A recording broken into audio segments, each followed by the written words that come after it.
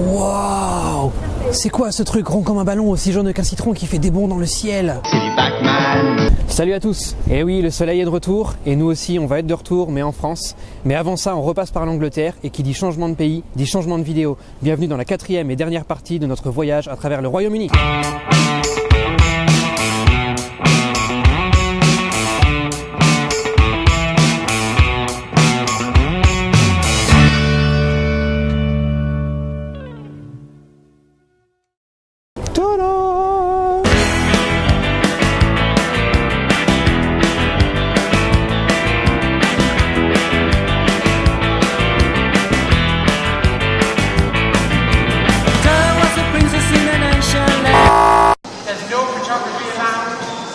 Bienvenue à Durham, la quintessence du paradoxe anglais où on n'a pas le droit de prendre de photos dans la cathédrale, mais on a le droit d'y faire des restaurants et des boutiques.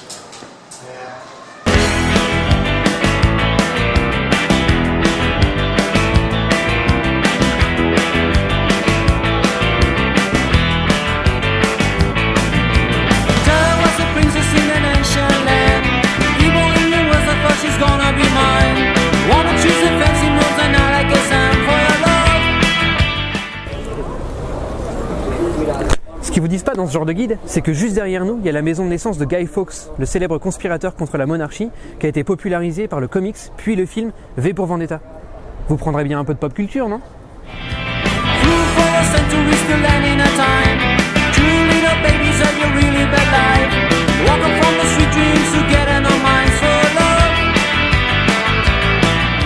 Allez, avant de partir vers de nouveaux horizons, je vous offre une authentique vue aérienne de la ville de York.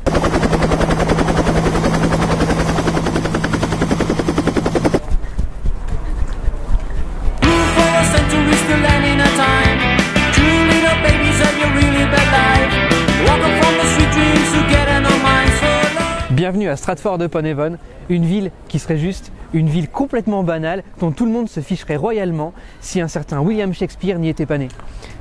J'espère que vous êtes prêts, on va se faire une speed visite. Là, c'est là où il est né. Là, c'est la maison de Thomas Nash, le mari de la petite fille de William Shakespeare. Et là, c'est la maison de William Shakespeare, où il a écrit ses principales œuvres et où il est mort. La maison de la fille de William Shakespeare. S'il vous plaît. Le restaurant qui lui inspira Macbeth. Yes, ça c'est le siège de la Royal Shakespeare Company. Le cottage d'Anne Hathaway, l'actrice. Comment ça, la femme de Shakespeare? Non, l'actrice. Tiens d'ailleurs, tiens-moi ça, je vais lui laisser mon numéro de téléphone. Là, c'est la maison de la mère de John Harvard qui a fondé l'université de Harvard aux États-Unis. Rien à voir avec William Shakespeare. Génial! La tombe de Samuel L. Jackson. Attends. Il est mort? Et enfin, la tombe de William Shakespeare et celle de sa famille. Et voilà, c'était Shakespeare. J'espère que vous avez apprécié. Et maintenant, il nous reste une journée pour faire Oxford. Et non, c'est pas là où ils font les cahiers.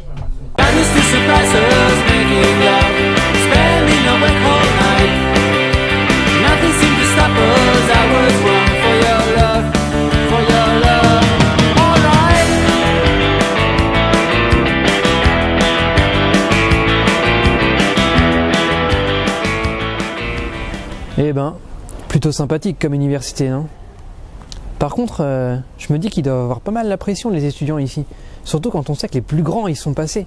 Les To Be Free, Mr Bean, Wilson, le Dr House, Kevin Spacey, Columbo. En plus, petit point intéressant à soulever, Oxford a été utilisé dans quelques films, et notamment plusieurs épisodes d'Harry Potter, comme par exemple la grande salle qu'on voit là-haut, qu'on vous montrera pas parce que ça. Mais il y a aussi ce jardin qui a aussi servi pour Harry Potter, mais aussi pour History Boys, un film que je vous conseille vivement, History Boys, ok?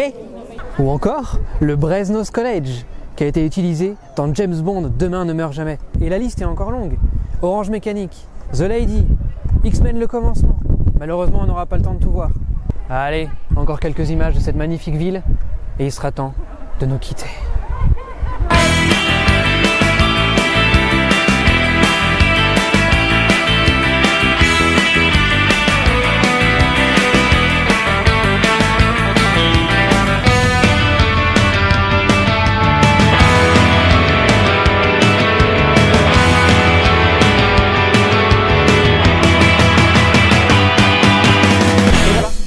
dans une voiture, dans un train, dans un tunnel, sous du sable et sous de l'eau que se termine notre voyage à travers le Royaume-Uni. J'espère que vous avez bien apprécié tous les paysages et toutes les villes qu'on a traversées. Parce que oui, j'étais pas seul, j'étais avec Lalo. Hey! Et oui aussi, j'allais oublier, pour tester des choses, il faut les vivre.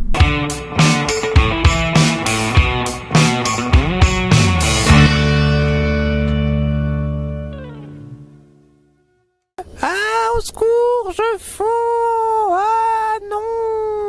Ce n'est pas une fin rêvée pour un cube de bouillon. Vite pour me sauver, abonne-toi à la chaîne de Keiko. Ah, vite!